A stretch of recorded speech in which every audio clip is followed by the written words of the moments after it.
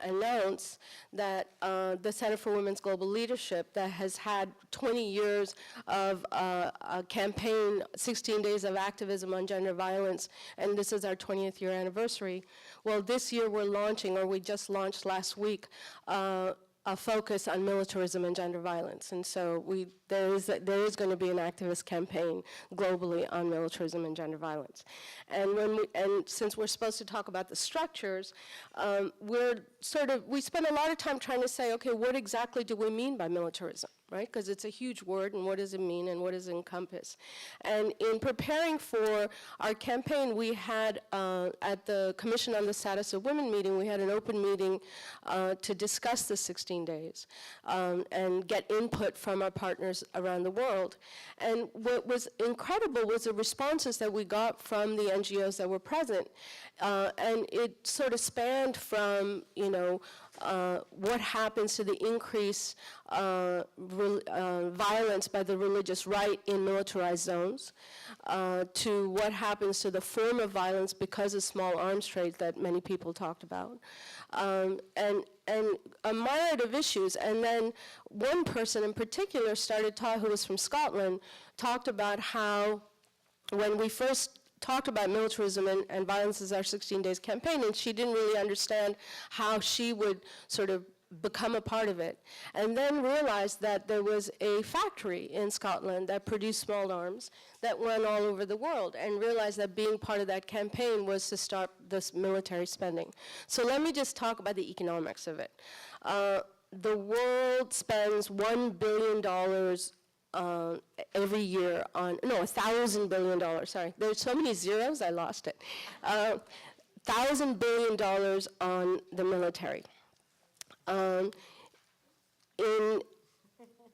2001, and I try to find numbers more recently, between 1998 and 2001, the US, the UK, and France earned more from arms sales to developing countries than it gave in international development. So the flow of resources are not going from the developed to the developing, but really from the others. And what happens to violence with this level of armament?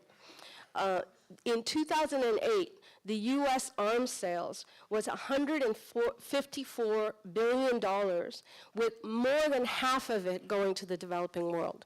And so it's not just sort of political, but it's also an economic cash cow.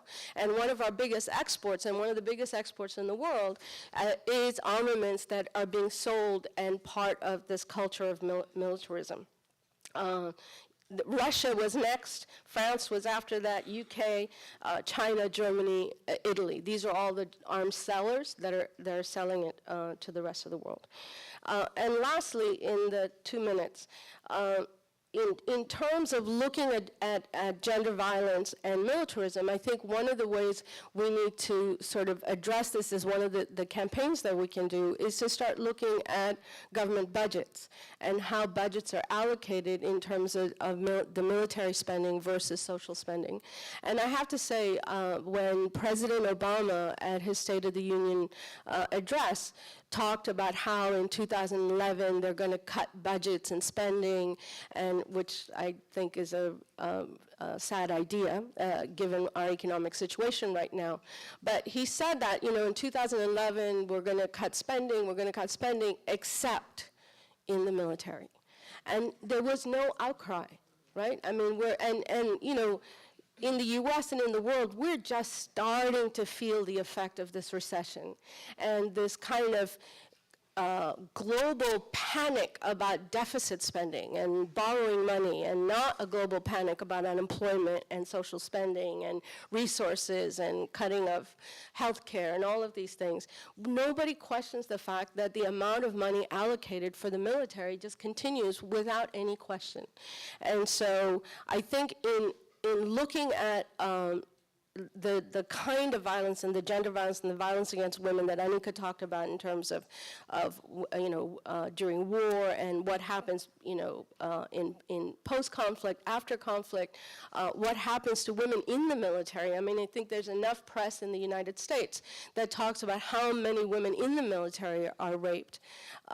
We need to talk about what are we doing in terms of the allocation of our resources to the military to continue this form of global consciousness about how you solve problems, right? The way you solve problems is through aggression, war, and violence. And I think we need to question that entire culture of militarism in order to deal with the issues of violence against women.